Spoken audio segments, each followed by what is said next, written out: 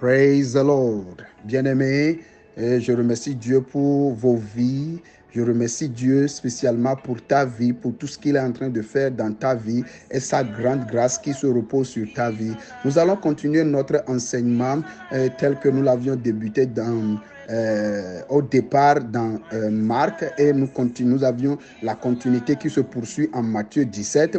Aujourd'hui, nous allons prier avant de commencer notre enseignement. Éternel Dieu de gloire, nous te bénissons, nous te glorifions pour la grâce et la miséricorde que tu nous as encore accordée. Père, nous voici devant ta face. Saint-Esprit, illumine nos yeux et donne-nous la compréhension de ta parole. Révèle Jésus-Christ à tout un chacun de nous et amène-nous à suivre et à vivre pour Jésus-Christ. Amen. Bien-aimés, nous allons lire dans Romains chapitre 8, verset 29. Lorsque Jésus-Christ a appelé, il a dit sur moi, la toute première des choses que Jésus-Christ veut ou bien Dieu veut, ce n'est pas le ministère que Dieu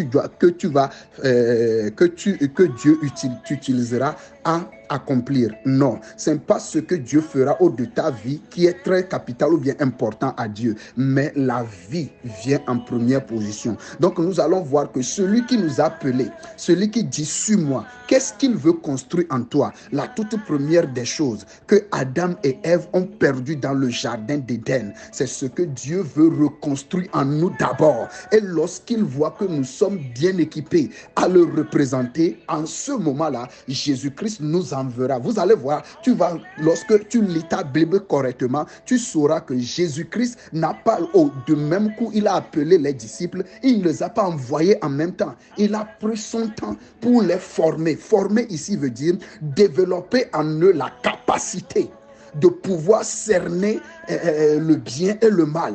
Développer en eux, donner les instructions à suivre, à vivre et à marcher là-dessus. Et lorsqu'il a vu que ses disciples sont en train de l'imiter et de faire ce qu'il veut, c'est en ce temps-là, il les a envoyés. Bien-aimé, c'est bien que Dieu t'a appelé, c'est bien que Dieu a un plan concernant ta vie, mais la toute première des choses, c'est que tu prennes patience.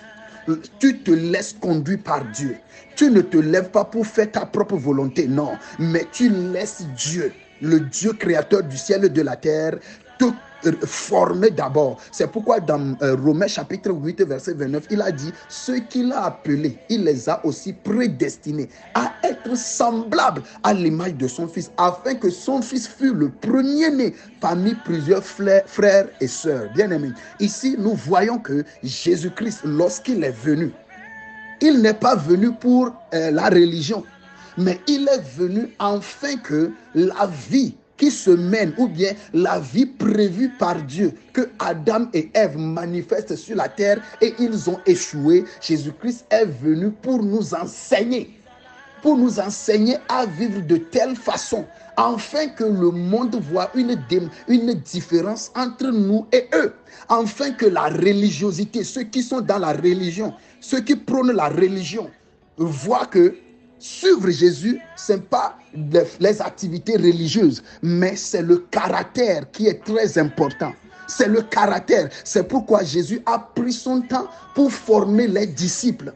Il a pris son temps pour les équiper, afin qu'il ne soit pas une reproche à lui. Vous allez voir que, à part Judas, il n'y a aucun parmi les disciples de Jésus qui a eu du reproche vis-à-vis de la communauté. Mais ils sont tous respectés parce que leur caractère, leur vie reflète le Christ qu'ils ont reçu. Alléluia. Lorsque nous retournons dans Genèse chapitre 1, chapitre 2, après avoir créé l'homme et la femme à l'image et à ressembler à Dieu et à être semblable à Dieu, qu'est-ce que Dieu a fait? Dieu a béni cette personne. Dieu ne bénit.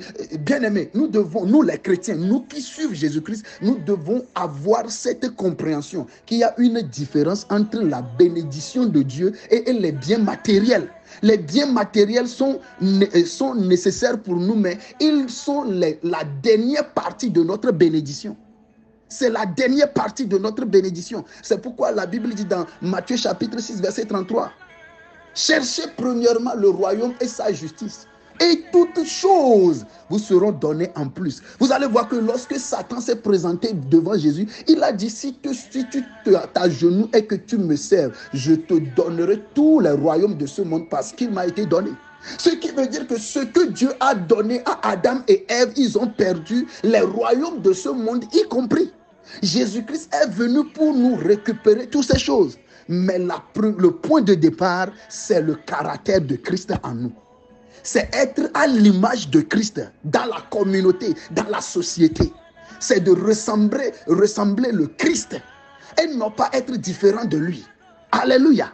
Nous devons cerner ceci et comprendre cela. C'est pourquoi l'exemple s'est fait refléter dans la vie de Daniel, Shadrach et Meshach. Ils sont nombreux à être déportés en asile en Babylone. Mais Daniel, Shadrach, Meshach, malgré qu'ils voient l'exemple dans lequel le roi les mettait, ils ne se sont pas fiés à l'exemple de cette vie. Mais bon nombre se crient qu'ils sont chrétiens aujourd'hui. Leur vision, leur vie, leur capacité, c'est seulement les biens terrestres. Bien-aimés, nous sommes misérables lorsque nous poursuivons ce que le monde poursuit.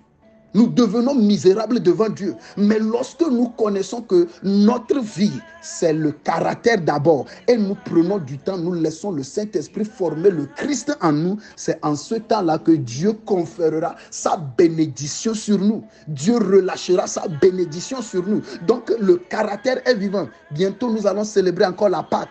Mais qu'est-ce que cette Pâque signifie pour toi? Tu as célébré plusieurs Pâques. Mais qu'est-ce que la Pâque a apporté dans ta vie? Or, la Pâque, c'est la mort et la résurrection de Jésus-Christ. C'est la vie ressuscitée que Dieu bénit. Alléluia. Que Dieu te bénisse, qu'il soit avec toi. Tu as écouté la voix de ton frère et ton noble serviteur Joachim de Salvation Ashin Faith Ministry. Seigneur, je prie maintenant pour tous ceux qui vont écouter ta parole. Saint-Esprit, les difficultés, les problèmes qu'ils traversent maintenant, je prie à ce que tu touches leur vie et que tu les délivres. Tout ce que l'ennemi a organisé contre quelqu'un, je prie maintenant qu'il soit voué à l'échec. Saint-Esprit, agis dans la vie de tes enfants et délivre-les des maladies, toute forme de maladie, que ce soit maladie due à la santé physique ou bien du monde spirituel, que je demande et j'implore les maîtres du Christ dans leur vie, qu'ils soient guéris dans le beau et précieux nom de notre Seigneur Jésus-Christ. Je vois quelqu'un qui a mal aux colonnes vertébrales. J'ordonne maintenant que la douleur quitte tes colonnes au nom puissant de Jésus-Christ. Amen.